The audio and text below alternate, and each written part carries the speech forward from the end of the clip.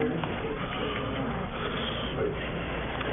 afternoon, ladies and gentlemen. Welcome to today's regular scheduled board meeting. It is Wednesday, May the 23rd, 5:30 p.m. Would everybody please rise?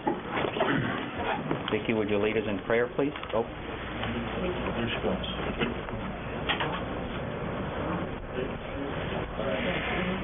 Heavenly Father, we thank you for your gift of wisdom and courage, and we pray that you allow us to use this gift to justly and faithfully lead our community. We ask you to please bless each person in this room and their families, especially blessing, Father, for our board. Please guide them and help them make the best decisions for the benefit of our board and our community. We pray this in your holy name. Amen. Amen. Amen. Amen. So, would you lead us on the Pledge of Allegiance? Allegiance to the flag of the United States of America and to the republic for which it stands, one nation, under God, indivisible, with liberty and justice for all. Item number one. Two. Item number 2 is our public audience section, and Vicki just went out to check and see if anybody signed up. They're still signing up. Okay. The first person on our list is Robert Berry. He wants to speak to item 8.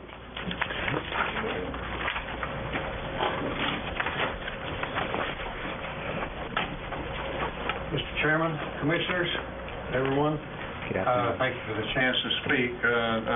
Just a couple of remarks here on the lifting of the moratorium on shipbreakers. I understand that it looks like a bit self-serving for a shipbreaker to step up and talk about it, but we really do believe that your moratorium has served some good purposes. There are currently 4 shipbreakers, healthy, doing business, probably close to 1,000 people working. We really don't believe that adding another breaker to the port serves the best interests of the port or any of the breakers. And that's basically what I wanted to give you our opinion on the matter and what we believe.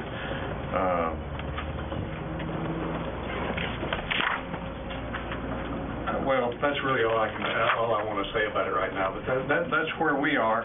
And ISL, I speak only for myself and for international shipbreaking. I think some of the other shipbreakers are here, and I don't know if they're going to speak or not. But I appreciate the chance to state my opinion. Thank you, sir. Thank you. Okay, the next speaker is Mr. Barry Chambers. No, I No. signed the wrong list. Okay. Okay. Next one is Mr. Nick Shaw.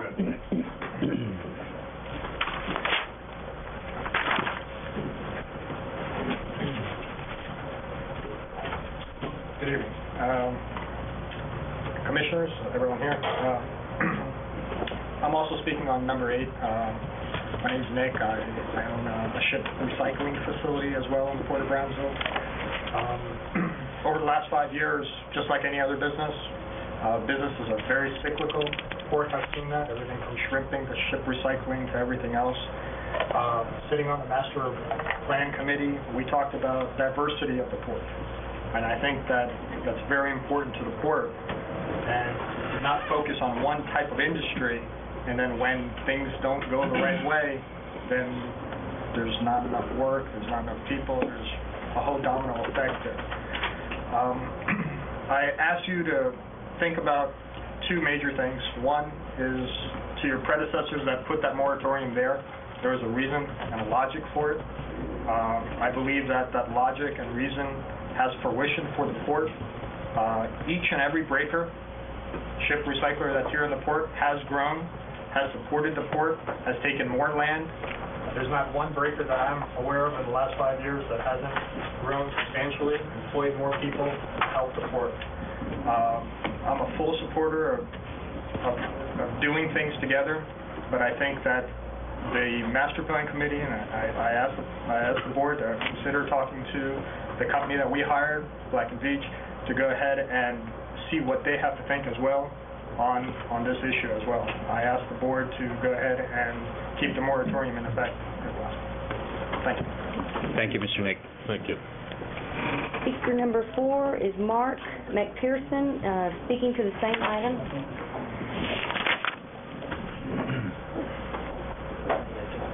My name is Mark McPherson. I'm with Baybridge Enterprises. We're asking for the moratorium to be lifted. Our company's looking at expanding. We're a Chesapeake, Virginia company at this time, looking at another location. We're a financially stable company. Our parent company is a $4.2 billion company. We're looking at bringing diversity to the area. We're looking at bringing in jobs, full benefit jobs, looking at least 100 to start. Health plan, dental plan, 401ks is what we have in our Chesapeake facility. What we're looking at doing is, our core business is ship dismantling, like the other people in this area. But also what we're looking at doing is bringing some diversity to the port. Our company is the #1 importer of scrap steel into India. We do transload. We buy $180 to $200 million worth of scrap in the United States per year. We're looking to expand that. We're looking to expand it in this area. We'd like to come to this area, lease some land, do our dismantling operation, and bring some diversity and hopefully good business to the port, as in export business, as in container business, as in rail business. And from there, where it goes is the world. Our company really allows us to expand, wants us to expand our business, wants us to expand our shipbreaking business, and wherever that goes. So we're asking to be given the chance to come into the Port of Brownsville. We're a clean business. We have no environmental violations in our Chesapeake facility.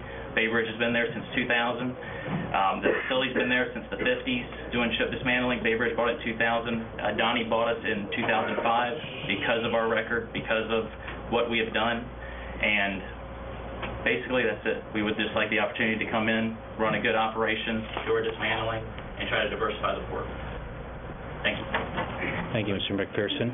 The next speaker is Mr. Jack Carina. Would also like to speak to the same item. Thank you. Mr. Chairman, honorable Sir. commissioners, my name is Jack Carina, and I'm an attorney here in Brownsville. Been here for 40 years. I have been very interested in the port and remember with fond memories when I came here as a young man in 1949 with my dad.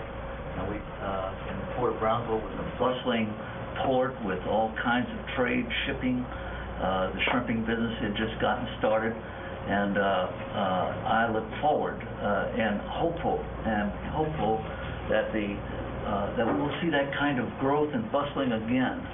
And I address and thank you for the opportunity of letting me address you regarding the lifting of the ban prohibition on the moratorium. And the reasons are, first of all, there is a critical need for this kind of business in the United States. There are some 236 ships waiting to be scrapped. It is a great opportunity for all of the tenants that you have here now, and the gentleman that spoke to you. And there is much more opportunity for others to come here. This is a wonderful port, a wonderful location for that type of business. I speak to you about economics. Think about the benefit to the port. You have a lease potential of $118,000 a year. You have a company that is willing to spend $4 million for improvements to this site that they're requesting. You have a company that is offering employment to another 200, although 90 to 100 the first year, but and that would add to our residents, the opportunities for our residents. And by the way, a company that offers high wages and benefits to the employees like health insurance and retirement, things that our residents and our workers need in our community. A payroll of over $2 million a year. We need it. Our taxpayers will benefit from it. The port will benefit from it. I speak to the issues of environment. The ban, I think, one of the greatest concerns was environment back when it was done a couple of years, 3 years ago. Maybe it was also the favor of competition or lessen competition for these good tenants that are here now. But environmentally, this is a very highly regulated business. There should be no concern about the environment in this situation, because OSHA and all these other agencies that constantly inspecting these sites. Plus, this company, Baybridge, offers open inspections, are willing to do whatever is necessary to allow inspections and protection of the environment. I speak to you also about the potential of this port for greater tonnage, and by that, this company has roots in India, and they're intending to send a great deal of metal, recycled steel to India, which will bring in much shipping to our port, which we need. Last of all, I remind you that this is a country of free enterprise. And I often think, what would happen if they said, well, you can't have any more lawyers because we got enough? That would not be the American way. I recommend That's a bad example. I recommend that you please pray that you give consideration to keeping our port opening the doors of all people. And I don't believe that there's any problem with these tenants, that this company is not going to affect them, because there's plenty of steel, there's plenty of ships, there's plenty of opportunity. And the land that we're talking about is in a secure area on the south side of the channel, and I just believe that it'd be in the best interest of our port and our citizens and our taxpayers by lifting this moratorium. Thank you for letting me speak to you. Thank you, Mr. Carinas. Okay. We have no more signed up for agenda items. Mr. Cifuentes, you want to talk about the hiring of the port director, so that would be in the last session, because we really don't have an agenda item about hiring the director. Okay. Correct. I also pointed a item in regards to the same. I don't know if I put the right number. You can see it in there. Item number 8, Mr. Cifuentes? Yes, and I placed 10, but it was 8. Okay. Step up, please.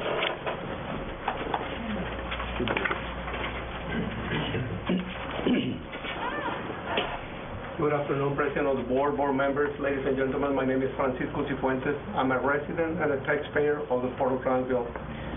I was listening to the previous speaker, and he went back a few years back, because I came here in 1984, 85. I came from Houston. I used to work around Houston in the refineries and at the port of Galveston. And I came here, and the first sight that I saw was hundreds and hundreds of trucks lined up to load grain here at the port. Also, there were probably like 200 or 300 trucks that carried all types of oils and things, and they were parked right in the middle. But we have about 20 acres there. There was not enough space. They had to park on the sides and everywhere. It was a beautiful sight. The economy was booming. Longshoremen worked day in and day out. They sent their kids to college, and it was beautiful. So he went back a few years, and now I'm listening that you want to put a moratorium on these businesses for keep breaking. If they comply with environmental issues, I think we need to allow them. I went with some of you board members to Monterrey, and I was approached by about 5 companies. They wanted hundreds of thousands of tons of metal, of steel, what we sell here, what they have here. They need it to China, to Monterrey, to everywhere around the world. They're asking for it. That's today, is going on today. But we must require that they comply with all the environmental factors, and I think they should be allowed to operate here. Thank you very much. Thank you, Mr. Cifuentes. Next item. Item number 3, receive enter director's report. Short one. First, I'd like to start off with just some upcoming events that we have, so everybody could mark their calendars. On the 24th of May, we have our Custom Broker Mixer at the Brownsville Historic Museum. The Port is hosting this, and Tony and Vicki have worked hard to put this event together, so it's at 6:30 to 8:30 Brownsville Museum. Then remind everybody that next Monday, the 28th, the Port administrative offices will be closed for a holiday. And then on the 30th, we have our GPAA conference that the Port is also hosting. We have our opening reception Wednesday night. It's at the Radisson on South Padre Island. You're all invited to attend, and that'll be from 6 to 8 p.m. Just want to take a minute to report on some of the marketing activities that we have. As it's been discussed today, the Port's working very hard to try to diversify our cargo. As you know, steel products have kind of weaned off a little bit, but it's starting to pick back up. We've had a couple of meetings with some barge companies that we're still trying to get the container on barge line going. We have 3 companies right now that we're meeting with, you know, weekly, some of them monthly. I mean, some of them are in daily contact, so we're still working very, very hard on those efforts. We've had several large projects, land lease projects, come to the Port within the last month, and we're working on those, trying to get some items put together on that. Dee's been very busy. As you can see, I passed out the director's reports on her leases. She has a lot of things in the mix right now, and the 2 marketing gentlemen have included their list there as well. So we're working really hard right now to try to get some cargo in, and we're bringing in some different types of cargo.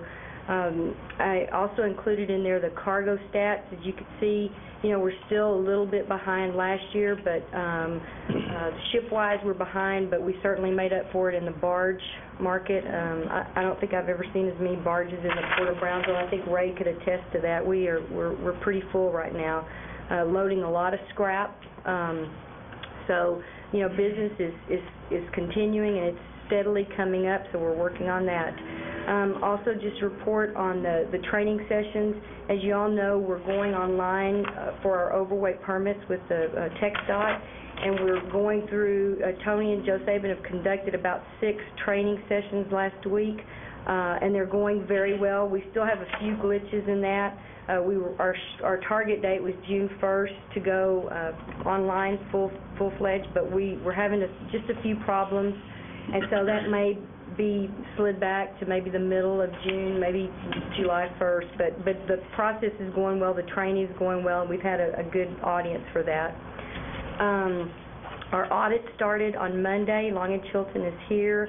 Debbie and her department had everything ready for them when they came in, so it should be a pretty short process. They've worked very hard to get everything ready, so we should be reporting a little earlier this year if they get all their stuff in. Hurricane season is right around the corner, and Debbie and George have worked very hard on putting manuals together for our hurricane plan. Joe Garza has already started cleaning up the port, the drainage ditches, securing anything that would fly away.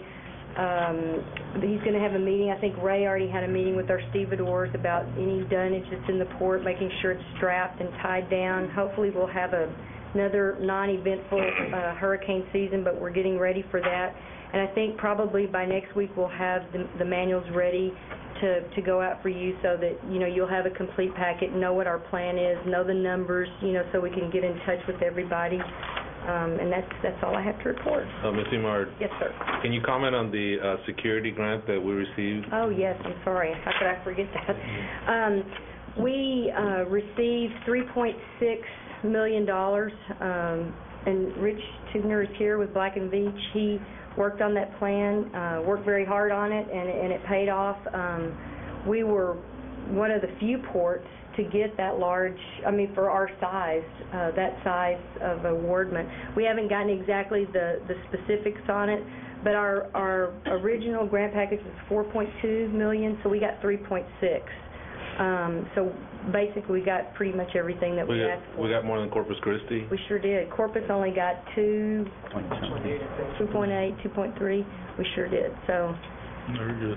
We finally beat them once. Good job, Rich. Good job to all the staff that The staff participated in that. and Black and Beach, congratulations. This is for you guys, and you guys did I think the way great. y'all went about it as a joint effort was Yes, we really did. the key to this, and it really paid off for us. I think you're right. So that sends a message to do it again, same way. We're already getting ready for the next round. Yeah. I understand it's one of the largest grants awarded. It was for Port our size. Remember, there was 248 grants, and we got the 16th largest grant, Yeah. 248. Yeah. And the only ones that were bigger were Tacoma, Oakland, New York, New Houston, Jersey. So yeah. that's a pretty good, Yeah. pretty good crowd that Mhm. we're Affiliated with. in the middle of. Yeah. Okay, Very good. Thank you, Rich. Next time we have to do better than 16. Okay, next item. Okay, item number 4, consider an action on the following consent agenda items. A, approve minutes of regular board meeting of May 2nd, 2007. B, approve to authorize payments over $25,000. 1, Blue Cross Blue Shield of Texas, monthly premium $43,346.08. 2, Siemens Financial Services, monthly lease and rental payment on mobile harbor crane $28,564.75. C, approve the following leases. Item 1, Landro, Inc., doing business as ST Marine Amendment. I think we need to pull that one. Yeah. Chairman, Commissioners, request to table item 4C1. So moved. All those in favor? Aye. Opposed? Motion carries. Go ahead. I guess I'll make a motion to, Just one second, Commissioner. I just want to make one change to the minutes on base stamp page 3, item number 5. The reason that I voted nay was that I stated that it represented a weakening of the code of ethics, in my view. I'd just like that added to the reason why I voted no. Okay. No?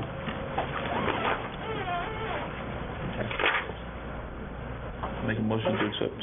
second. Okay, all those in favor? Aye. Motion carries. Item number 5, status report on master plan by Black and Beach. Put it on the screen again. Okay.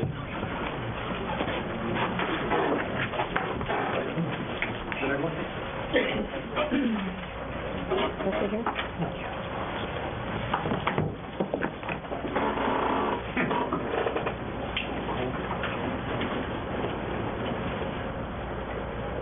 There it goes. There goes the bird.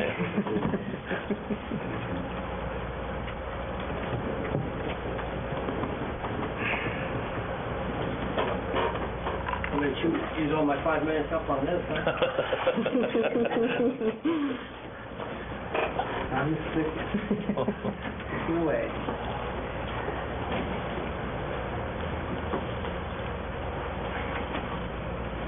Mr. Chairman, Commissioners, good evening. Thanks for the opportunity to give you a little brief on where we are in our master plan process.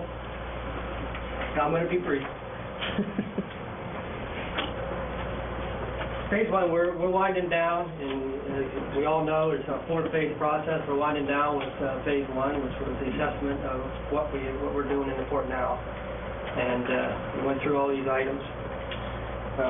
Interviewed the tenants. We looked at the capital. So we did a wastewater plant assessment. We've done assessments of the wharf structures, the transit sheds, and even more, we've gone down into the weeds on some other things like the lease structure, and we took a look at the tariff structure. We haven't got that part of the report finished yet. We're about 95% there. We have a draft report, and we'll be forwarding the draft report, the final draft. The draft has already been forwarded for some initial review. We're doing some changes as we speak. The final draft will be ready sometime mid-June. Lease structure summary, and you'll be receiving, there's an executive summary in your package. This is a general overview of the findings of the analysis of the current leases, and then a structured escalation, if you will, into a new structure that more adequately represents the value that the port has in the current market. What I did is, I took, there's multiple categories, and what I did is I blended them just to get an idea of what the difference is. And again, this is not 100% accurate, I blended the rates. The existing structure, if you blend all the rates together for all the different categories, you come up with an average of $2,450 an acre. The new structure is the blended rate is about $37.72. So we're looking at increasing 65%. 5 to 8 year increment of existing lease structures to escalate to the current value of the property that the board owns. The realized revenue from that escalation is about $3.25 million annually.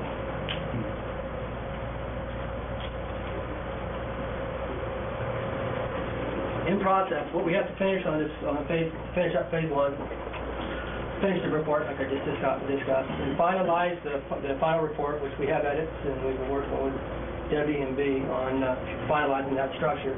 Get that over for approval at the next committee meeting, and assuming, hopefully we'll have it all done by then. And then get an implementation, a phased-in implementation workshops, et cetera, whatever the requirements of your lessees are. And then the environmental program, again, we did it's a 3-phase, even though it's part of 2 phases of the master planning process. So the initial part was looking at what environmental processes were ongoing in the port. And we're talking about this, we're not talking about, analyzing dirt, that kind of thing. We're looking at processes, we're looking at permitting, we're looking at the environmental management processes. The analysis is done, and that report will be finalized for inclusion in the mid-June draft report. It's not in there right now, that's one of the pieces that's missing. Phase 2 will begin sometime towards the end of June, and that's the economic analysis of cargo and the land use options that are identified as recommended in the phase 1 assessment. Organizational strengthening process. That's going to look at what does the port do right now, and what does it need in manpower, processes, procedures, maintenance programs to support that. So we're talking about an optimized organization using some standardized models. And then finish up the environmental management program development. We're going to finish developing it. Phase 3, we're going to implement it. So that's another package that's going to be given for use port-wide to be what we would call a green port. That's the competitive model that's out there right now. That's what the industry is selling, this concept of being a green port. We need to again, phase that in, so that's something that, to be competitive, to be in the top tier ports, we need to have that in our portfolio. Phase 3, follow-on economic analysis of the recommendations. Concept development, we're going to look at the concepts that are approved, start bringing in prospective clients, identify funding sources, and then, again, I just spoke to a minute ago, the finalization of the environmental management system. And with that, introduce Joe Eilert. I hope I said your name right again. Joe? Yeah, you did good with Joe. Stop there. Joe's from our San Antonio office, and his staff completed the wastewater treatment plant evaluation. I'm just going to let Joe get that report. Thanks, Rich. We have submitted a draft copy of the report. It's one of our deliverables as part of this project to Rich. It's a long-range master plan for your all's wastewater treatment plants. The objective of our assignment was to look at the condition of your 3 plants, evaluate how efficient they operate, as well as the type of treatment y'all use. And the 3 plants, back up please. The 3 plants that we looked at is Turner Basin, Northside, and Fishing Harbor, which are the photographs down here. And those photographs come from that new service that Microsoft Office offers. That you compete with Google, what that's worth. Okay? Recommendations were to either expand plants, rehab plants, abandon plants, merge them, whatever. We just, out of the box, okay? 6 weeks 8 weeks ago, the team came down, sat down with y'all's engineering department, spent 2 days walking through the plants, touching, feeling, looking at them, interviewing staff, find out what their concerns were, what their challenges were, and get their feedback, because no one knows more about the plants than your operators do.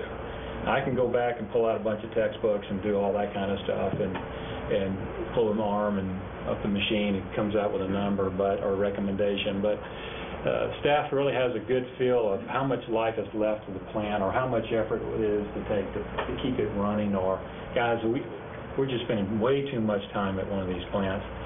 From the conclusion, unfortunately, is that all 3 plants have pretty much reached the life expectancy with respect to their mechanical equipment. Their structures, the concrete and all that is pretty good shape.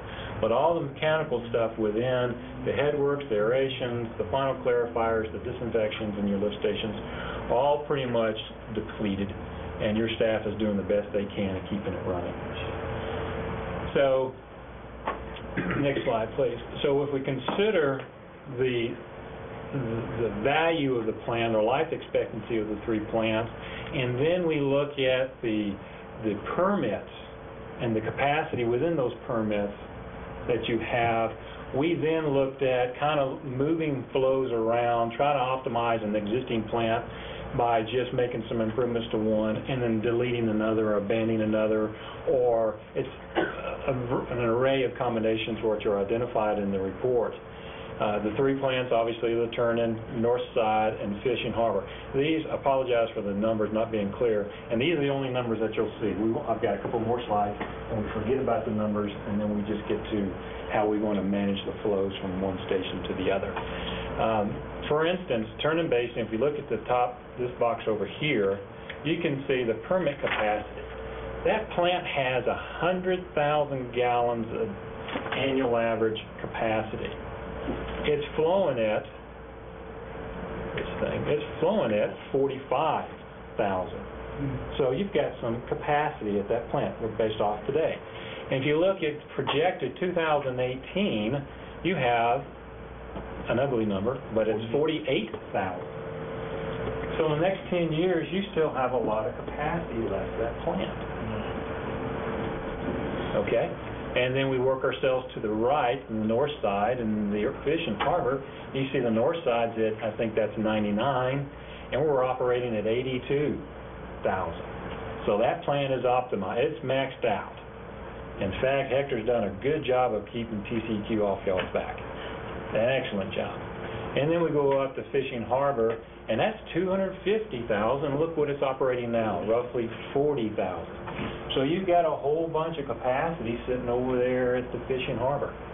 Now, some of that, from talking to staff and Hector and the guys, was there for the shrimp processing facility that is no longer there or not functioning.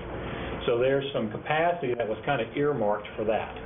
So we looked at those 3 stations and those capacities and the future capacities or future demands, and that's what we kind of move things around and try to think out of the box. In the report, we focus on 3 alternatives that we flushed out. The first alternative, Rich,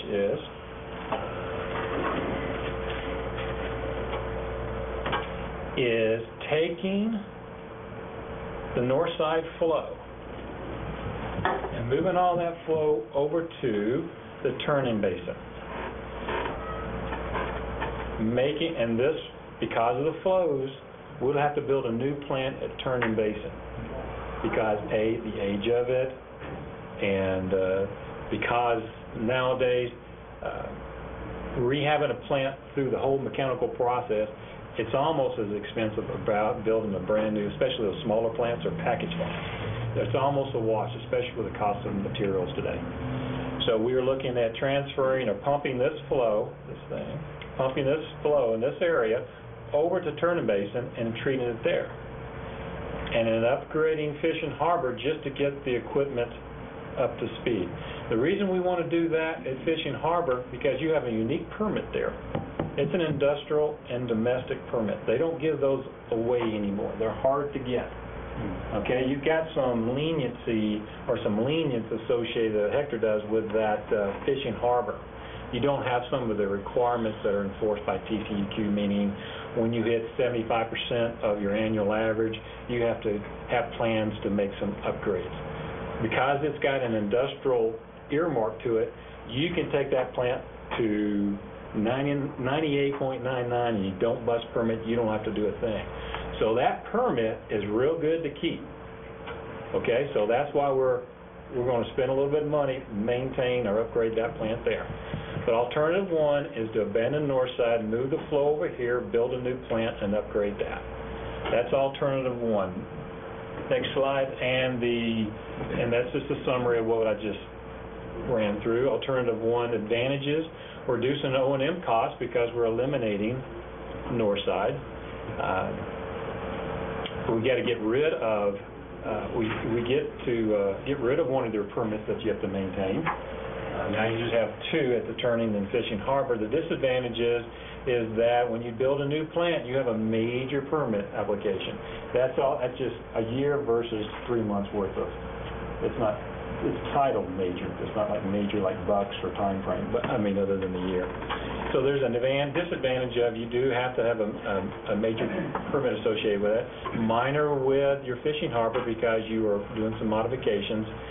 And basically that recommendation is about $4.6 million. Now that number is order of magnitude. We've had 2 days with the guys and 40 hours to crank out this report. Some assumptions had to be made, and obviously if you make assumptions, you have to be conservative, especially if it's a planning document, a 20-year, 15-year planning document.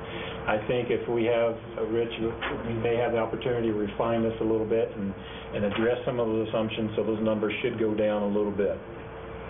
Alternative two we looked at was let's abandon turning basin, pump that flow over to north side, abandon that plant, and then pump it all to fishing harbor. Because right now, if you just rehab fishing harbor, it has enough capacity in that permit where you are today to take this whole flow and take it here. So you can actually get rid of two plants and do a minor upgrade to fishing harbor. But the challenge is that you no longer have that spare capacity reserves in there if the shrimping industry comes back. Okay? So next slide into there's advantages of this. Again, now you're a third of your O&M cost. You're eliminating two permits to maintain. It does take your capacity through your plants of fishing harbor through 2017, of which I think that's the time frame that that regional plant may be servicing. So there may be some opportunity to move some flows around. Disadvantages to that, you're kind of getting all your eggs in one basket in the fishing harbor. The good thing about that's about 60% of $2.6 million of alternative one. The third alternative I looked at real quick is we looked at taking the flow on the south side, because all this flow on the south side up in this area comes around here and goes into turning basin. One thing we could do is take this flow and take it down to PUB. That frees up about 20,000 gallons a day, whatever the number is. And that allows you to, if you divert that flow down this way, this flow down to PUB, that frees up some capacity, and now you can take this flow over here and upgrade that plant. Now, we really don't like upgrading that plant because it's just the cost associated. We might as well end up with a new plant. Plus, because of the potential of oil and grease in this with these tenants right here, PUB is going to probably enforce a pre-treatment program on you. Okay, and that's a whole new ball of wax there. They'll draw the sand in the line probably and hold your feet pretty tight to maintaining a certain discharge limit. And either you build a facility here that treats it, or you force it back on your tenants to make sure they have a pre-treatment program. Okay? So we really that alternative 3 kind of fell out because we didn't like this and the pretreatment because you just got another problem to deal with. So in the conclusion of this is you have, okay, yeah, I talked about that. Recommendations. You have 2 recommendations, and this recommendation is assumes you want to leave capacity at Fishing Harbor for whomever, another tenant in long range. If you want to do that, initially we're looking at recommending with alternative 1. If you don't want to keep that capacity sitting at Fishing Harbor, then go ahead with alternative 2, divert all your flow up to that Fishing Harbor and upgrade that plant. So at a first pass at doing this evaluation, we probably looked at 5 or 6 or 7 alternatives, but those are the 3 that probably summarized all of them in some form or fashion, and we thought we would present or identify it as a recommendation in the report and talk about today. So that basically is my 2 cents worth of where we are with respect to wastewater master planning efforts. Joe, could we go back to that slide? Just a quick question on the alternative there. BND does not wish to reserve capacity and go with a cost of $2.5 million, 2.6. We eliminate the 2 plants and keep the one at the Fishing Harbor. What happens on the other side? You're talking about the south side? Yeah. Can you? How would you work with that? It keeps going. It all goes over there. It keeps just wraps going to around. turning. Yeah. So It's a longer way to take it all the way up there. Can you go back to that? Can you come through the alternative to keep going right here? Yes. Right now, all this flow goes around. There's like 6, 7, or 8 lift stations, so your flow would have to keep going like it is now. Yeah. And you would build a lift station to pump it all the way to here, and a pump station to pump all the way to there. So that's what you'd be doing. Now, we or others or whomever, you can design this system that in the future, if you wish to participate in some form of fashion with PUB or that regional plant, these force mains can be used to force the flow the other way. So it's not like a one-directional flow. Now, some thought has to go into that when you design and lay it out, but you can have bi-flows, not at the same time, obviously, but you can put your pump stations to pump it here to here to here. 10 years, 2018, you decide, man, I want to get out of the business. I don't want to maintain any more wastewater plants. I want to ship it all or pump it all over the PUB or that region. Then you turn around and change these, put a lift station here, you modify those pumps, and you do a force main this way. So you utilize these lines. On that alternative number 3 with the 2.6 million, the cost is included in that? With the south side when you're putting up the lift stations as well in there? We didn't have the opportunity to look at all your lift stations. We looked at a few of them, and we assumed that the structures were okay, that we probably have to replace the pumps. I think we tagged about $15,000 per lift station to rehab that, to keep the flow going this way. Obviously, in that 2.6, there's demoing this, and the lift stations.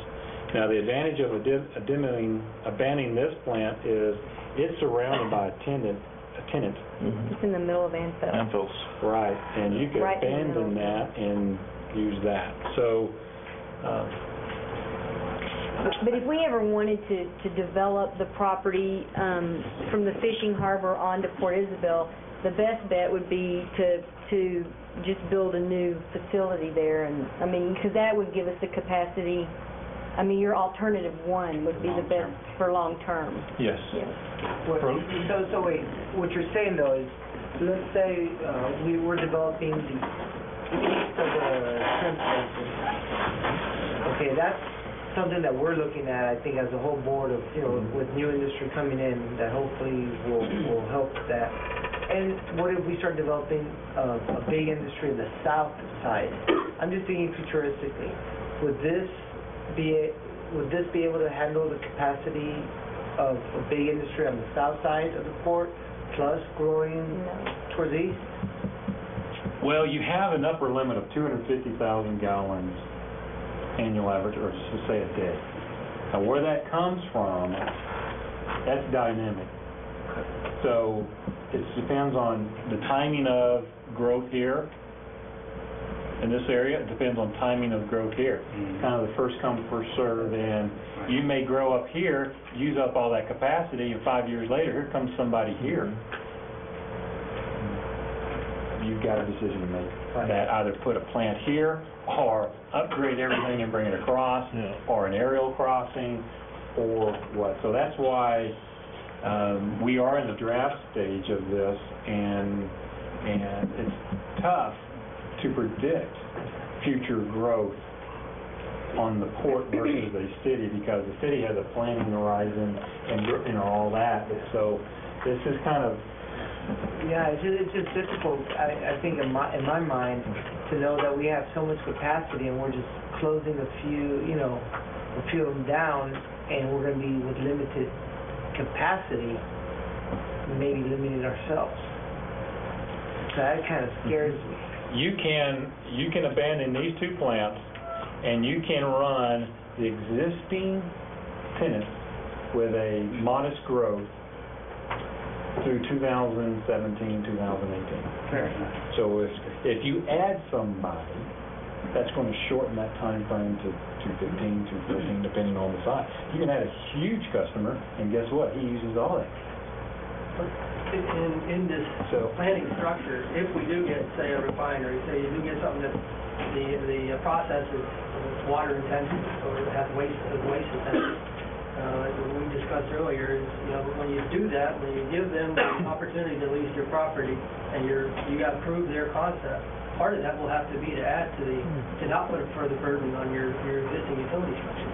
So if you have a big plant that comes in, then you need to focus on not only I got that lease there, but you got to focus on these guys got to provide some of the utility aspects to the port, because they're using up your capacity. Is that similar to like an impact fee on municipalities? Yes. Yeah. And that's something that we, in our growth, as we put the plan in place and start and make it an iterative process, that needs to be part of our vetting process for leases. And it's just got something that needs to be thought through for each part of it. Every time you put a lease out there, every time you're going to use identify a land use option.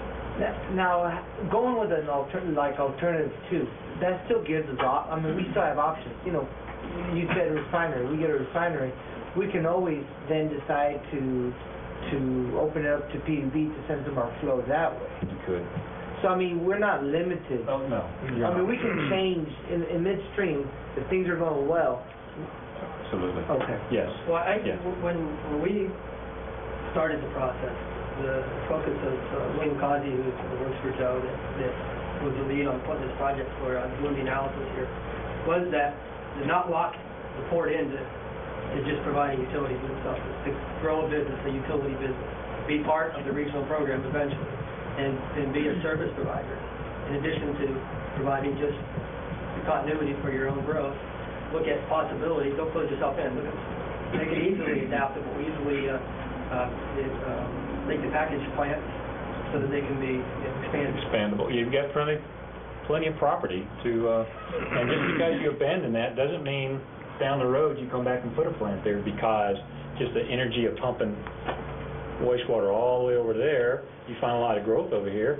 Stop that, put your plant there. So there's a lot of flexibility. What this is,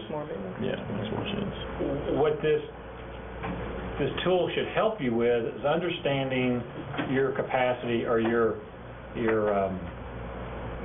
potential growth within your existing infrastructure. If you abandon the two plants and you go with Fishing Harbor, you've got about 150,000 gallons a day or whatever the number is.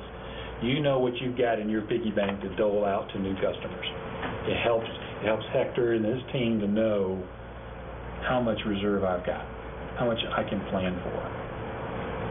So right now, we really don't know, because the plants are old, they're not running very efficient, just because they're worn out. The staff's doing a good job, but man, they are just struggling. And although you have some capacity, like sitting here, as a inefficient your plant is, you're not able to process it as well as you should handle the process because the equipment's not doing it. So there's some. So it says it's got 100, or it can handle a loading of X. It really can't handle that loading because it's kind of broken. So that's kind of what we wanted to share with you, Richard. Joe, can I ask you a question about the permit? Would it be more feasible to keep the existing permits, or, you know, how difficult would it be to if we abandon the plants we have now, to get a new permit? I mean, is that a difficult process? Are the permits? No, sir. No, sir. It's a matter of time because of the bureaucracy dealing with TCEQ. There's forms, you got to do an engineering report, and then y'all have to submit that, and it goes to TCEQ for review, and it's usually about a 6 to a 12-month process to get a permit. It's just a formality of paperwork going back and forth. It's not difficult, and I want to say the effort associated with getting the permit, of the engineering effort, I was going to say a ballpark about $50,000 at the most to get a permit through TCEQ. And that would only be required if you're doing a new plant, right? That's a major permit. If you build a brand new plant, that's called a major permit, and you have to go through, start from scratch. Okay. Now, if you're going to rehab it or work at your plant or expand it a little bit, that's a minor permit, and that's 3 months worth of effort, and your staff can probably facilitate and pull that together if you want to keep in-house. That's not that difficult. Imagine I'm sure you've done that over your years. That's not. So if you give up your permit, doesn't mean you can't go back to the well and get another. Absolutely. And it's just, are we all totally confused now? No. I'm sorry. All right. Thank you, Joe. I wanted to prep you a little bit on this, because this is the first of these. This initial assessment here, this is not, we're going to bring up a lot of little investment requirements, if you will, for growth. I mean, we have, a 1955 Chevy we're driving, and do we want to put big, shiny, spinning wheels on it, or do we want to rehab the engine so it can drive another 150,000 miles? Right. That's the kind of investment that we need to look at here. So with things like this, we can apply for grants as well. Yeah, there are grants. We're looking into that right now. Mm-hmm. So this might, we could make the investment, it might not cost. We can't use the security grant for the wastewater plant.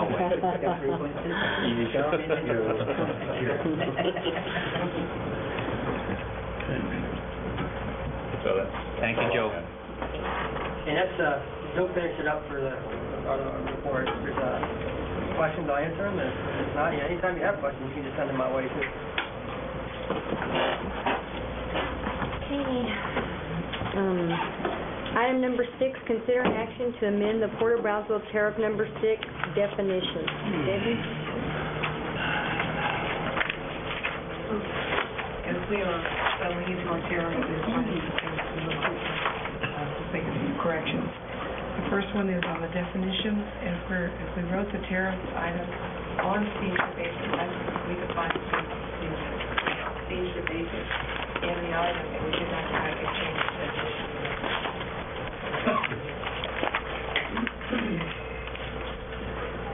So moved. Second. Have a motion. All those in favor? Aye. Opposed?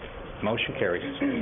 Item number 7, consider an action to amend the Port of Brownsville Tariff Number 6, Item 277, Security Surcharge Cargo. And tariff number 5, when we put this item in, we simply said it's based on per ton. We define tons to be metric tons in the tariff. We did not change the defining example. Metric and clarify. So moved. Second. All those in favor? Aye. Opposed? Motion carries. Item number 8, consider an action on lifting moratorium on accepting any applications for shipbreakers leases. B. Chairman, Commissioners. The board, at their meeting of June the 20th, 2002, declared a moratorium on accepting any applications for shipbreaking leases on any site other than current operations until further action by the board. We acknowledge an application from Bay Bridge Enterprises, LLC, that they're requesting that the board lift the moratorium and consider their application for a new lease to build a new shipyard. They're asking to lease 33 acres right next to International Shipbreaking here.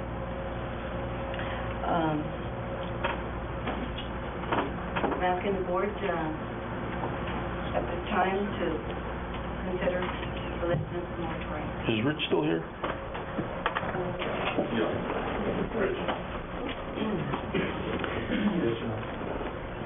Rich, We had a question on this for you. item number 8, on the moratorium that we have, in your study, when will it be complete?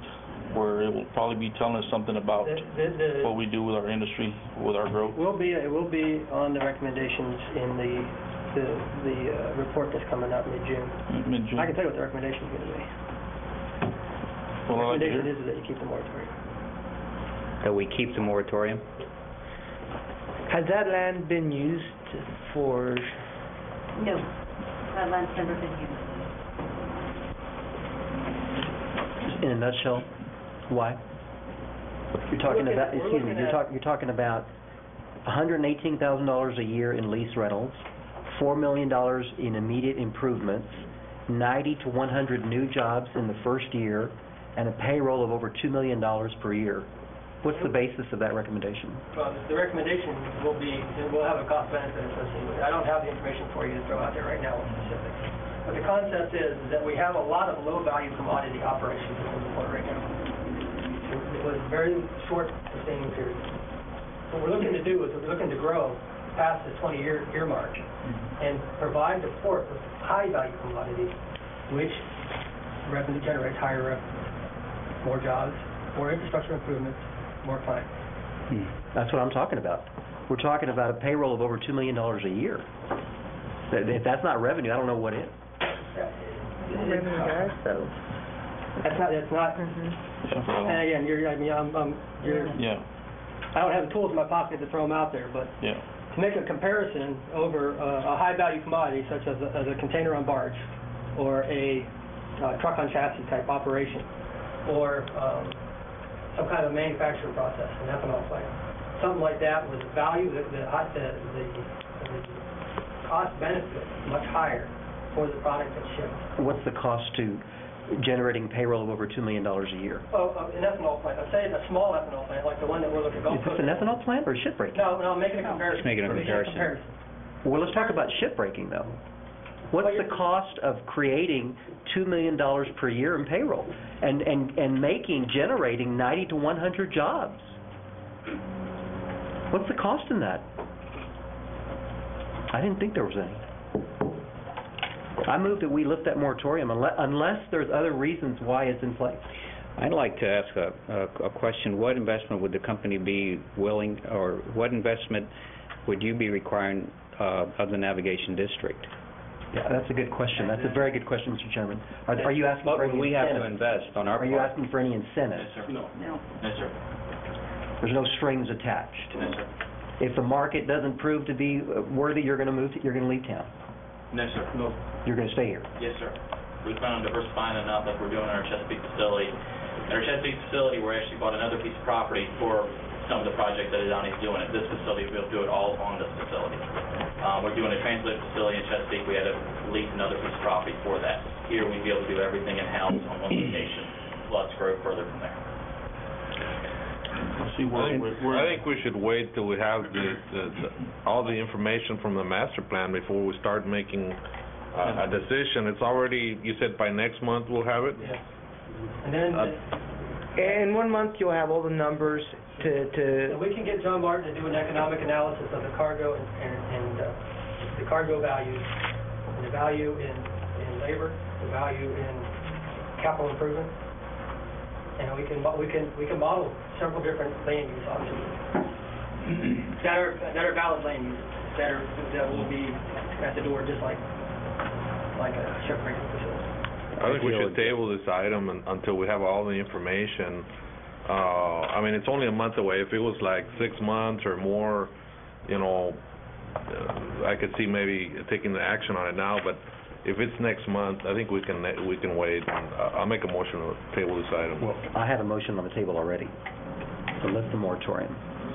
On the discussion there, I see us, we're investing our money into Black and Beach to do a study for us, and they're trying to tell us which direction to head, and here we're just ignoring them, so I don't see us lifting this moratorium right now. But Commissioner, they've already stated a conclusion without any supporting facts. And we're... I don't and have the facts. But you know what the conclusion is, and here we have an application, and Commissioner, you've been a very strong voice for this port creating jobs. That's exactly right. Very strong voice. And he might have some different jobs there. Better jobs than You never know. $2 million a year in payroll? 100 guys ain't gonna give you $2 million. Well, Jack, are your numbers correct? What we're going to need... Just a second. Our overall payroll in Chesapeake last year was about $2.5 million, and that was with less than 70 employees. You're going to turn down that kind of payroll for our people here, Commissioner? That was initial payroll. I think that's very difficult to do. That's what this port is in the business of, is creating jobs. I saw a company come into this port back in '83, '86. It came to create jobs, but it took jobs away from the ones that were already here, Peter. Well, that is called the free market. That's okay, that's called the free market. And we're not in the you business have the of right to protecting. vote the way you do, and I have the right That's to right. vote the way I do. But let's analyze it. We're not in the business of protecting monopolies. We're in the business of creating jobs. And if this employer, no matter where they come from, no matter where, if they're offering better pay, better benefits, the choice for the previous employer is to do the same or lose those employees. I've seen how that works, Peter, firsthand. This is the way this works. Sir, you were not recognized, please. Ramon Please sit down. Taxpayer.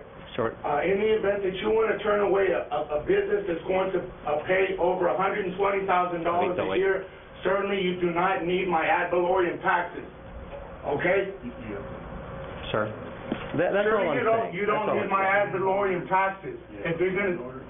Yes, sir. That's all I'm saying. I mean, the numbers are pretty impressive. $4 million a year in immediate improvements, that'll ripple through the economy in the way of jobs, in the way of suppliers, in the way of labor.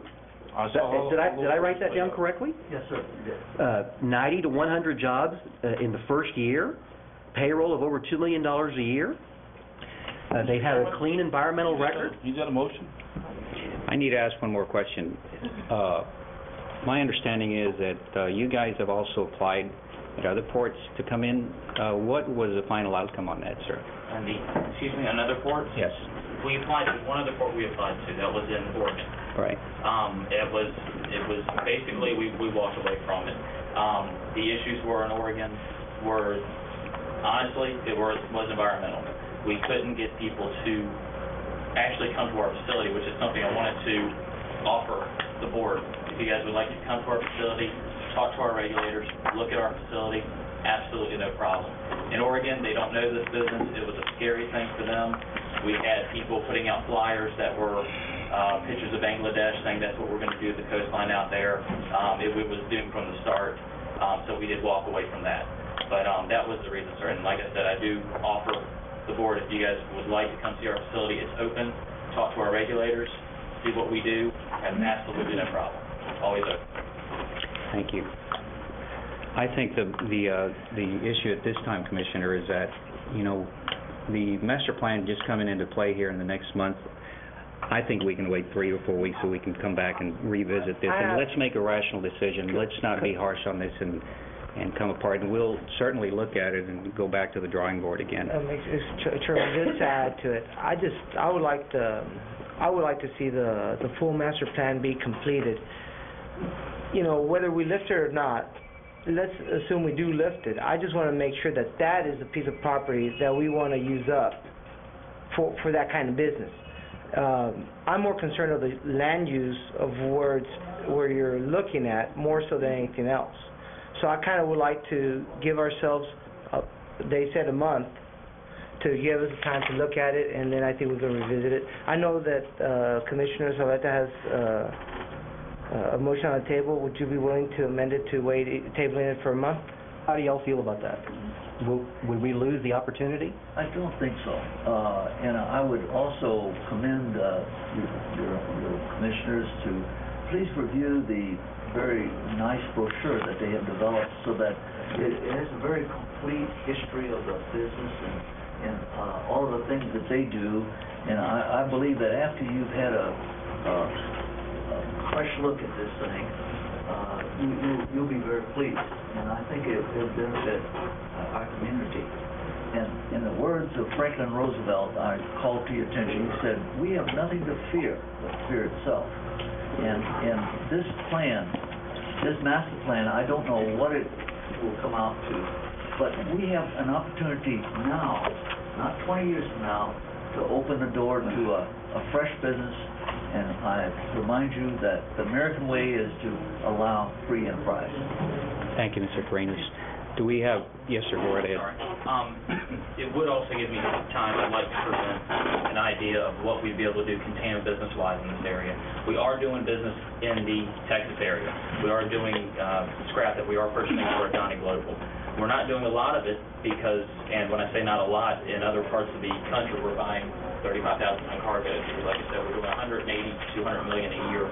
Now we weren't trying to expand that. If we are in this area, we can expand it further. So we are doing a large amount of business in the Texas area, nowhere near what we're doing on the East Coast, but we can expand that, and we can get you some numbers on that also, show you what we can bring. I would like you to get us that information prior to when you come back. Yeah, no problem. Commissioner Cristiano, in response to your question, we have 2 meetings in June, one on June 13th and one currently scheduled for June 27th. It's my understanding that your Phase 1 will be in sometime in mid-June. So I will withdraw my motion so long as we take this matter up not later than the June 27th meeting. Rich, you have a question? Chairman, I'd like to also offer that we can include their package in our economic analysis right away. Absolutely. The economic analysis isn't until Phase 2, but we can look at all the flows, we can look at the financials, then we can assess the validity of the process. And then Black Beach, we're not in the business to push away business for the port. What we're trying to do is provide a structured growth program. So I think it behooves us, it's within our structure to analyze their package. Thank you. We're looking forward to getting that then, sir. But we have a motion on the table to table this item? Second. Till June 27th. June 27th. All those in favor? Aye. Opposed? Motion carries. Item number 9, consider an action on assignments, negotiations, easements, subleases, and contracts in general. 1, South Texas Concrete, Inc., ACP Valley Limited, doing business as South Texas Concrete, authority to negotiate. Yes, South Texas Concrete, Inc. is selling their improvements to ACP Valley Ltd., which is doing business as South Texas Concrete, and is requesting a release of their lease subject to our negotiating a new lease with ACP Valley Ltd. I'm asking the board to give me authority to negotiate a new lease and a release of lease. So moved. Second. Okay. All those in favor? Aye. Opposed? Motion carries. Item number 2, Atlas Enterprise, Inc., authority to negotiate. Atlas is a company requesting to lease a site about off of Highway 100 and 2.5 miles from Port Isabel on 48 to place 2 containers.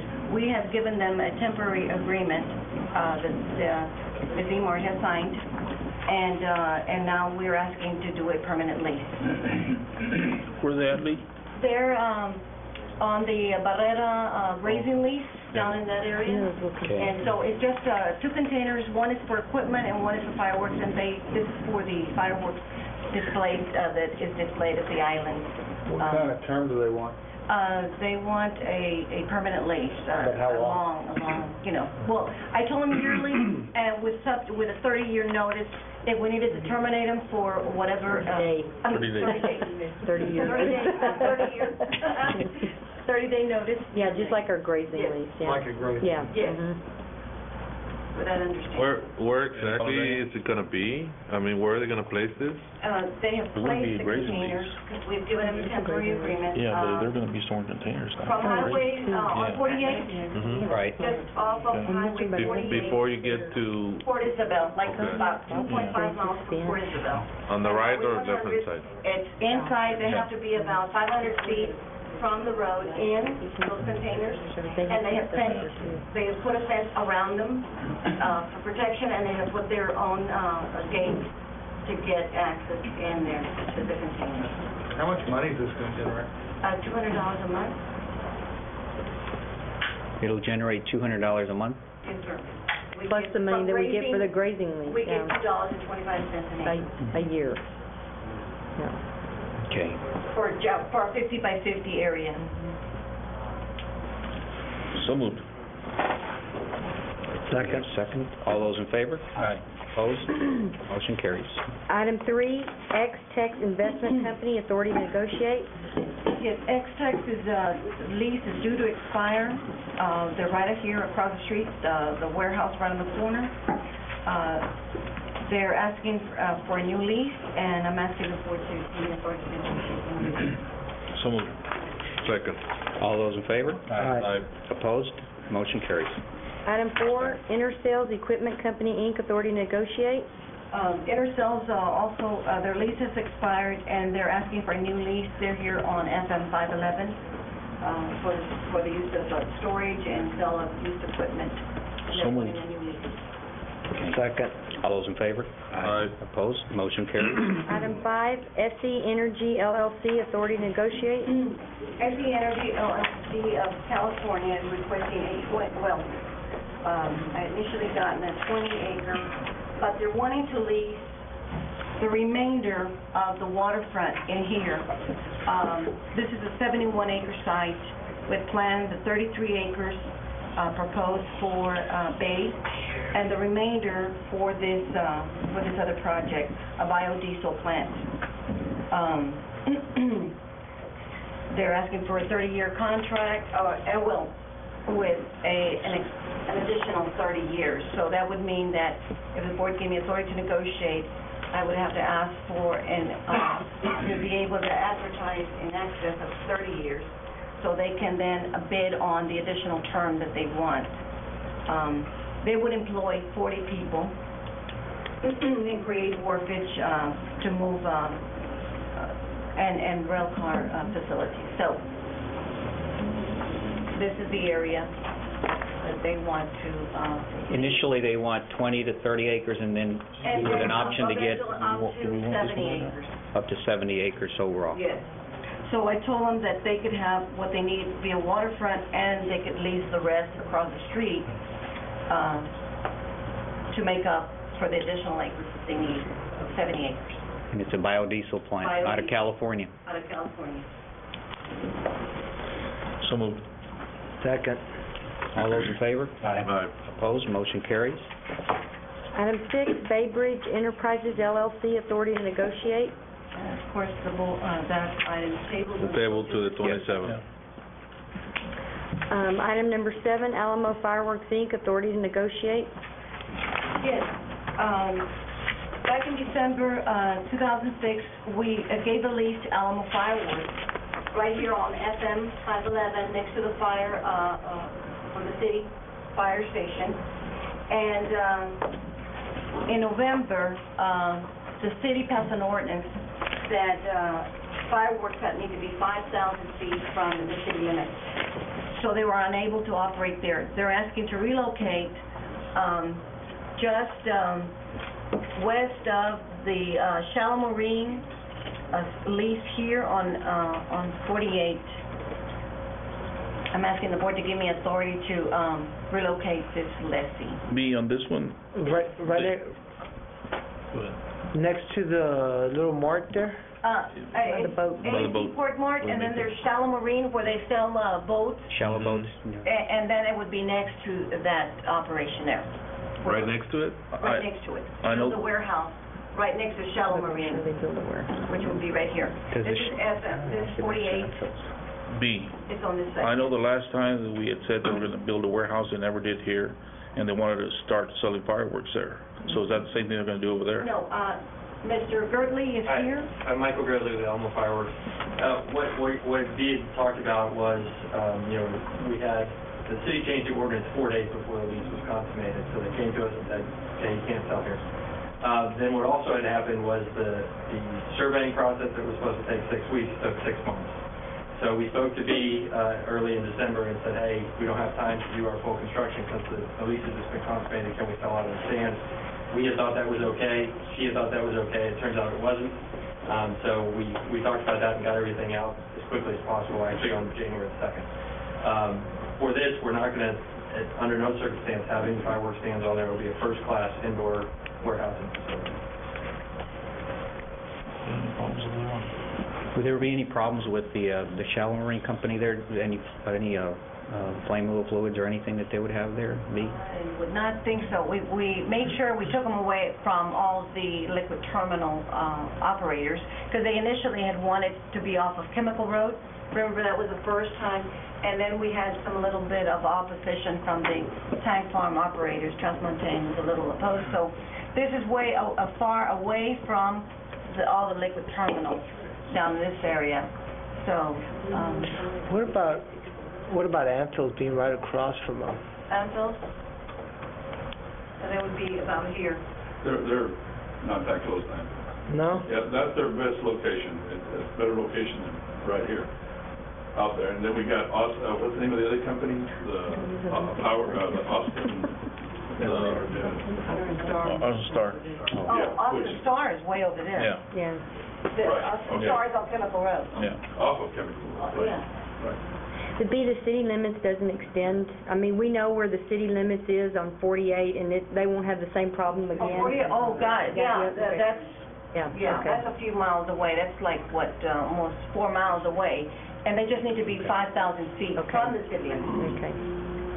So that is the best location in the port, because we don't have any other area. You know, this is about the best that we can give them. So moved. Second. Okay, all those in favor? Aye. Opposed? Motion carries.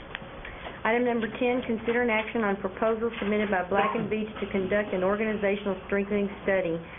On page 19 in your backup, I had presented in a prior meeting the concept of doing this study, and it was very well received by the board. We went back and through a reworking in some of the items that John Martin was supposed to perform in our NED study and our economic impact study, some of the things in our master plan were overlapping and he had already performed them.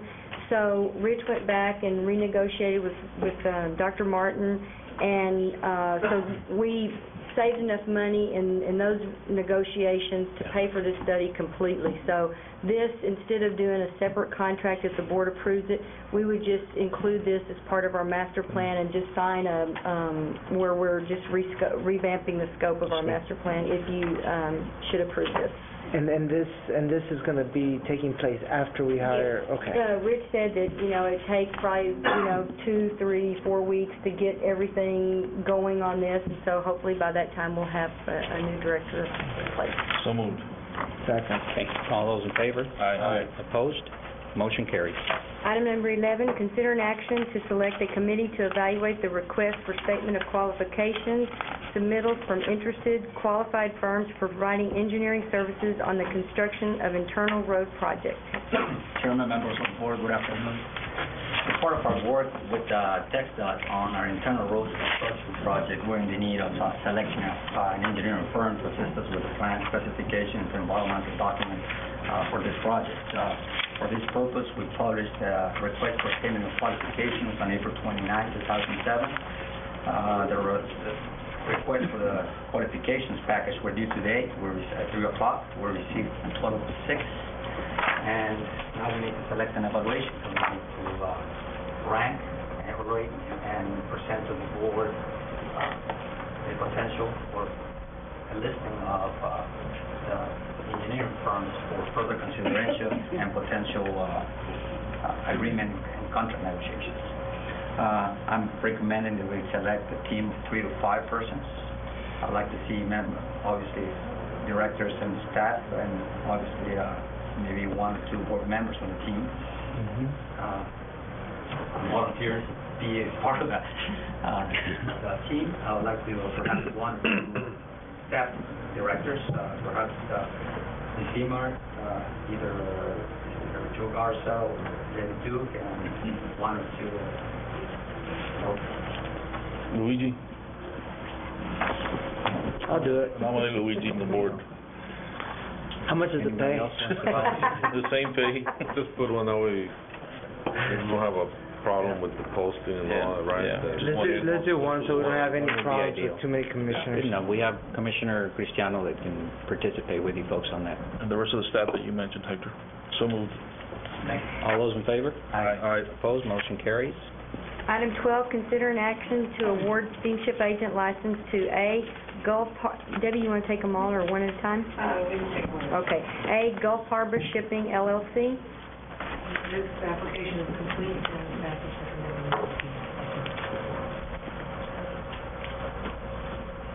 She wants to do one at a time. Okay. B, ISS Marine Services, Inc., doing business as Inscape Shipping Services. This application is also complete. The customer has provided us with a $10,000 deposit. For their credit, we're recommending it. Motion to approve A and B. Second? All those in favor? Aye. Opposed, motion carries for A. Item C, Norton Lilly International, Inc. We received a phone call yesterday that they're withdrawing their Taken out. Okay. Thank you, Ms. Stu.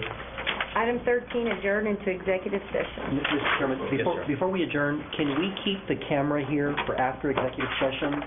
In the event that we take any action relating to the hiring of a port director, the people have a right to see and hear the entire debate? Do we normally make it a point to keep the camera? We normally don't, but given the fact that the executive session deals with the hiring of a port director, and given that some action could be taken today based on today's newspaper article, I would ask that, and I've already checked with the gentleman and he's available to stay if the board so wishes. In the interest of full disclosure and information to the public, I'd ask that he stay so that we can hear and see the entire debate. Okay. That's fine. It's 6:52 p.m. We adjourn into executive session. Thank you.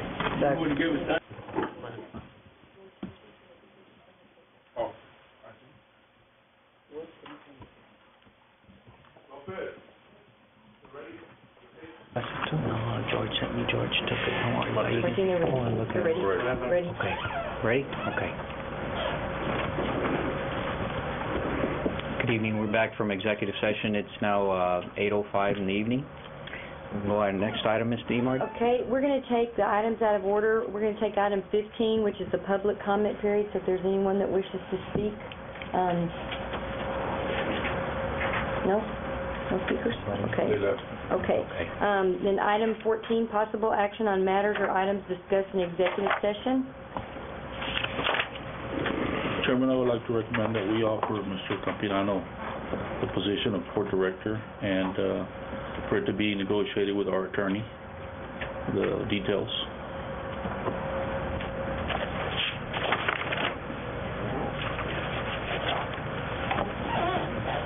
Do we have a second on that, Commissioners? I'll have a second. Okay, we have a second. All those in favor? Well, wait, are we going to have some discussions, Mr. Chairman? Are we going to have some discussion? If you want to, Commissioner. I think we should. I think we should have some discussion over something as important as hiring who we're going to place at the helm of the ship. Okay. First of all, we do have a job description that is part of our policy and procedure manual.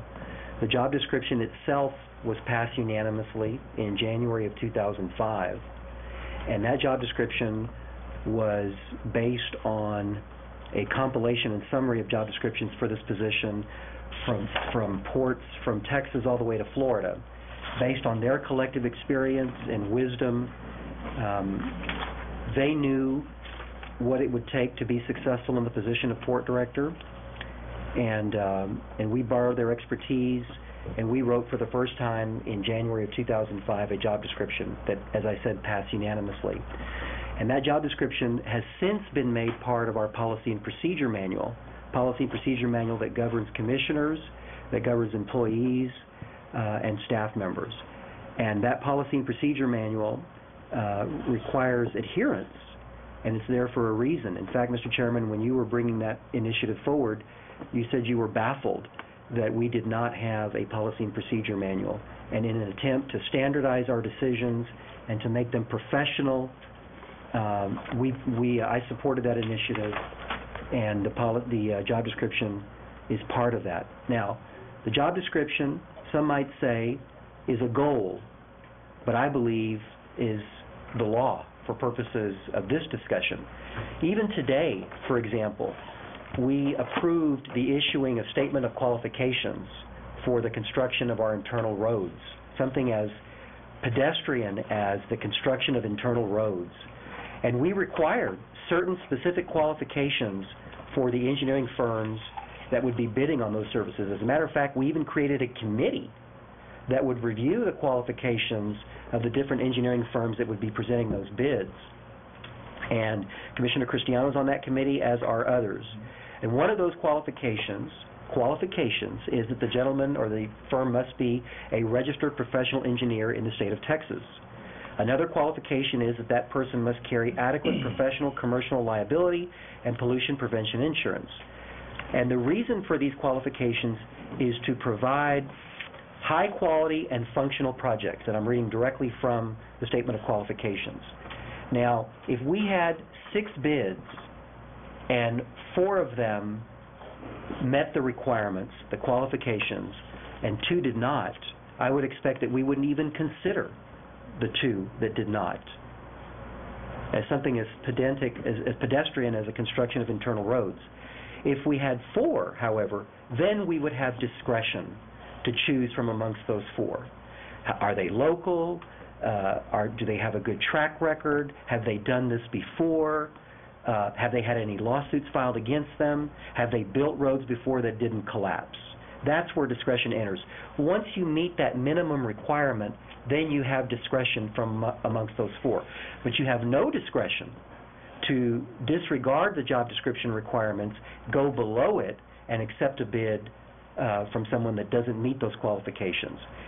And unfortunately, with all due respect to my fellow commissioners, that's what we're doing today for something far more important than the construction of roads.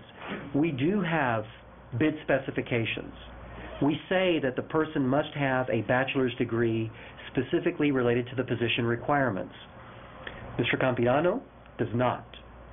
We say that ideally the degree would have a major in transportation or in business. Mr. Campirano does not. It also says a degree in marketing, finance, economics, or related fields combined with suitable maritime industry experience could be equally acceptable. Mr. Campirano has none of those. It also requires a minimum of 10 years of increasingly responsible executive and administrative experience in a port operation, at least 7 of which at an executive level. Mr. Campirano doesn't have 10 days of experience at a port operation, much less 10 years.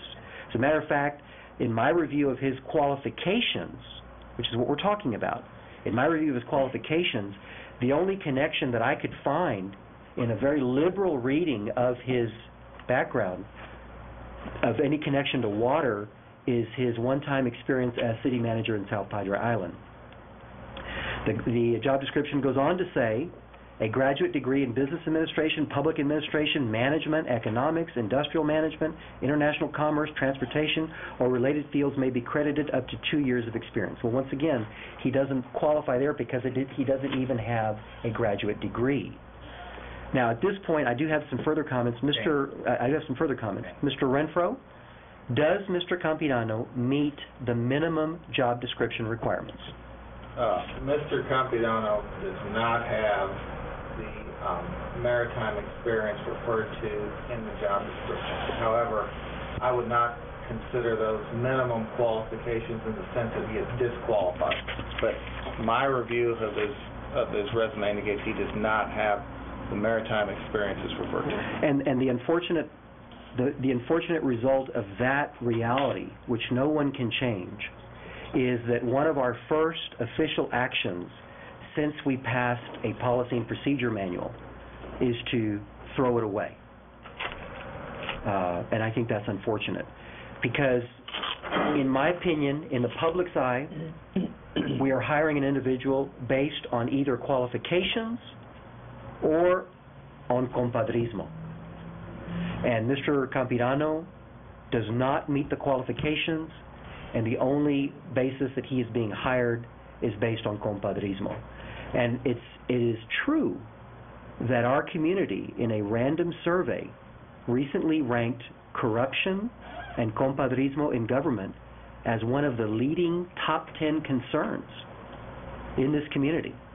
And we are the first entity to make a hiring decision since that survey was published of people throughout the community. And we will have done the very thing that many people have a great concern about. I think that Mr. Campirano was a delightful individual. He's a gentleman. I will not vote for his appointment. I hope that he succeeds in the event that he is confirmed. But my decision is based only on qualifications. And because he does not meet the qualifications, I don't have any discretion here. I must vote against him. Thank you, Commissioner. You're entitled to your opinion just like every other commissioner here. And it's my word. I'm sorry.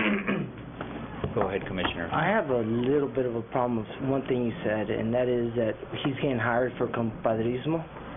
Can you say who here is hiring him only because he's a compadre of somebody? It's either one or the other, Commissioner. It's either based on qualifications or it's based on something else. Did you like him in the interview? I thought he gave a very good interview. Did you very much impressed with the interview? I wouldn't say very much. Would you? I wouldn't say very much. I thought he was a delightful individual. I thought he gave a good interview. I would like to see him at the Port of Brownsville, but I cannot support him as port director. I think he would be part of a strong executive team. Exactly. But because you're saying that now, it's compadrismo, and not because he interviewed well, and because he met the criteria that we felt was important for the Port of Brownsville. Well, I thought the criteria that we felt was important for the Port of Brownsville was the job description. Which was a job description that you made. Absolutely. No. Wait, didn't you make the job description? No. You were not an integral part? Do you want to deal with the facts? Were you an integral part of creating that job description? I was chairman of the board when it was first passed. Were you an integral part of making that job description? May I finish? Yes. If you're asking me a question. It's a yes, no. Well, but you're not even letting me answer that. Okay, gentlemen. When I was chairman, we did not have a job description. I asked staff, and everyone knows this, to get us the job descriptions for this position at every port from Texas, from Brownsville to Florida. We got those job descriptions. Everybody had access to them. Myself and Mr. Renfro spent some time putting those job descriptions together into one document. I think they were discussed at 2 meetings that we had that ultimately and resulted in changes made by everybody that ultimately resulted in the board's unanimous passage in January of 2005. That's ultimately what we have today. Is that correct? That's correct. We had several opportunities. This board had several opportunities to change that job description, to either water it down or actually strengthen it, and we refused to do so. I just take offense that you imply that this board, other than yourself, has compadrismo in mind when making a decision for the port. I have all my heart in this port to do what I believe is right. It might not agree with you. We might not agree. And that's why there's 5 members. Because if we all thought alike, we would only need 1 person here. Okay? But the fact is, for you to suggest or give a nuance that we're all here doing something wrong or compadrismo, I take very much offense to that, because if there's one thing I've always worked for, is for integrity and to do what I believe is the best thing for the port. And for you to give a type of innuendos that you're giving, I take really bad offense to that. I mean, do you think I'm doing this because of compadrismo? Me, as a person. I'm saying what I'm saying, Commissioner, is that if the decision is to hire him is not based on qualifications, because he doesn't meet the job description requirements as stated by our council, then the only other possible explanation I can give is compadrismo. There may be a third that I'm not aware of. Okay, so are you saying right now in camera and with the newspaper right here that I'm doing this for compadrismo? I don't know exactly. So you're saying an innuendo that you might be doing I don't know exactly what your motivations are. I'm just saying there's only two options here.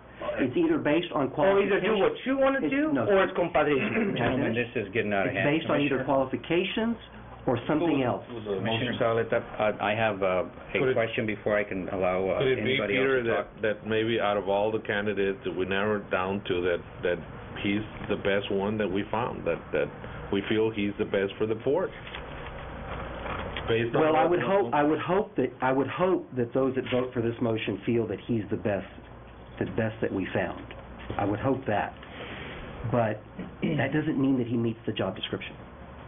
Right. Which is part of our But that policy. doesn't mean we're doing compadrismo or that it's political, like you said before when we were dealing with Mr. Liz. I mean, that came from nowhere. This came from nowhere. We narrowed the candidates down to the best ones, and out of those, we chose or we're going to choose who we feel is the best candidate. Well, even Mr. Campirano, in his comments today to the newspaper, said that one of his assets was that he was local. And what bearing does the person's zip code have on his qualifications? He's either qualified or he's not. He has not applied for this position at any other port in Texas. In fact, I would venture to say that had he applied to be port director at any other port, he wouldn't get hired. The only port that would consider him for this position is the Port of Brownsville, and that's because he's local, and that's because we know him. But we can't let that bias get in the way. The decision has to be based on his qualifications. So in essence, he himself is saying that that's one of his assets. I would. Anyway. I think it's great that we're having conversations regardless of what opinions each individual might have, but I would just like to go on and ask our legal counsel, based on the qualified applicants that, well, let me rephrase this. The prior port director that was hired, the same qualified applicants or qualifications that were used prior to that when Mr. List was hired are the same ones that we have today. Is that correct? I don't recall any amendments to the job description since then. So, and according to the newspaper today, there is information on there that none of the candidates, the top three candidates that were up there, had the educational experience that we ask, and they put on there, to be specific, they put transportation-business. Okay. Our former port director that is no longer with us did not have that qualification either, Commissioner. So he had a degree in marketing. Let me finish. He had a degree in marketing, which is also transportation business. Okay, marketing is not a business. No, it says you read further. Okay. A degree in marketing, finance, economics, or related fields combined with suitable maritime industry experience could be equally acceptable, and that's what we based that on. He had a degree in marketing, plus he had... No, sir, you're wrong. I have the paper here. The degree was not in marketing. Well, what was it in? It was in Latin American Studies. It was a Bachelor of Arts. So, you can go back and forth, Commissioner. My point is real simple here. We're following the rules that were used by you that you set up forth. We're following up just to the T. How does he have the same information that was provided. The former port director that was here, if does he you have say... 10 years of let me experience? finish, please. Does he have 10 years of Let me experience finish, in a port please. operation? The educational experience, again, brought up by the newspaper today. Transportation business experience. Mm-hmm. None of them have that. Neither does the former port director. That's my point, period. Okay? Does he have the... We're doing the motion, Does Mr. Campirano have a minimum of 10 years? This discussion is First done, and a sir. second. We have a motion on the table. Do we have a second? Second. Okay. All those